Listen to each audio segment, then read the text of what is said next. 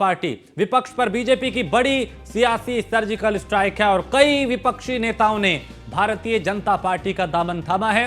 इसमें RLD, Samajwadi party और बसपा के नेता शामिल हैं। तो बीजेपी की सदस्यता उन्होंने ली है और प्रदेश अध्यक्ष भूपेंद्र चौधरी की मौजूदगी में वो भारतीय जनता पार्टी में शामिल हुए। तो बीजेपी की सदस्यता कई विपक्षी नेताओं ने ली है और भारतीय जनता पार्टी में शामिल हुए हैं आज विपक्ष के कई नेता। उत्तर प्रदेश में लगातार भारतीय जनता पार्टी अपने कुनबे को मजबूत कर रही है, बड़ा कर रही है और विपक्ष पर बीजेपी की यह बड़ी सियासी सर्जिकल स्ट्राइक है। तो कई विपक्षी नेताओं ने बीजेपी का दामन थामा है, जिसमें आरएलडी, समाजवादी पार्टी और बसपा के नेता शामिल हैं जो अब बीजेपी में आ चुके हैं। और बीजेपी प्रदेश अध्यक्ष भूपेंद्र चौधरी की मौजूदगी में उन्होंने बीजेपी की सदस्यता ली है।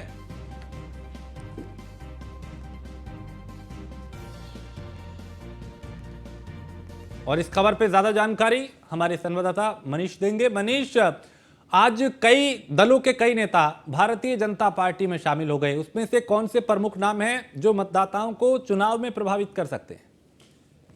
देखिए, आपको बता दूं कि भारतीय जनता पार्टी लगातार हम देख रहे हैं कि किस तरह से विपक्ष को एक कहीं ना कहीं डेंट देने की कोशिश कर रही है। 2022 में भी अगर हम राजेश बात करेंगे तो ऐसी चुनाव के पहले एक पूरी कमेटी बनाई गई थी और वो ज्वाइनिंग कमेटी बनाई गई थी जो प्रमुख नेताओं को अपने दल में जोड़ने की कोशिश करती थी।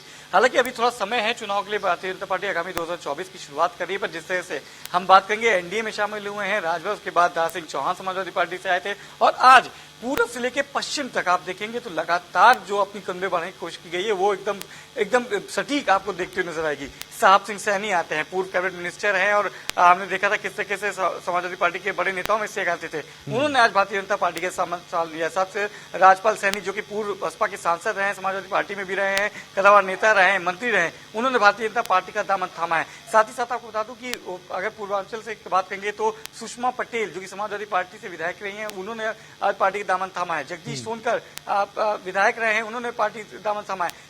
शालिनी यादव जो कि भारतीय जनता पार्टी के खिलाफ थी, प्रधानमंत्री मोदी के खिलाफ वाराणसी से समाजवादी पार्टी की उम्मीदवार थी, उन्होंने भी आज भारतीय जनता पार्टी के दामन थामा है। तो कहीं ना कहीं अगर आप देखेंगे तो चाहे बसपा हो, चाहे सपा हो, चाहे आम आदमी पार्टी हो, चाहे कांग्रेस हो, तमाम विपक्षी दलों के जो नेता हैं, जो प्रमुख नेता थे, जो अलग अलग वर्ग से आते थे। आप सैनी की बात करेंगे, राजपाल सैनी और साहब सिंह सैनी के पिछड़ा वर्ग से आते हैं। शालिनी यादव की बात करेंगे तो यादव से आती हैं। सुषमा पटेल की बात करेंगे तो कुर्मी वोट बैंक से आते हैं। तो आप देखेंगे जहां जो राजनीतिकरण होता है उत्तर प्रदेश में, जिसको सटीक माना जाता है, वो बीजेपी उसको पॉइंट टू पॉइंट थिंक करके कहीं ना कहीं पकड़ती नजर आती है। आप देखेंगे कि क्षेत्रवाद और जिस तरीके से जातिगत जो होता है, जिस तरह के समीकरण बैठाना चाहिए, जो क्षेत्रीय समीकरण हो चाहे जातीय समीकरण, दोनों को मिलाते हुए आज की जो सर्जिकल स्ट्राइक का कहना उसको गलत नहीं होगा, वो व्यवस्था करती नजर आई है भारतीय जनता पार्टी। और लगातार अभी जो ये ज्वाइनिंग का सिलसिला है ये यही नहीं रुकेगा। माना जा रहा है कि और भी बड़े जो नेता हैं विपक्ष के,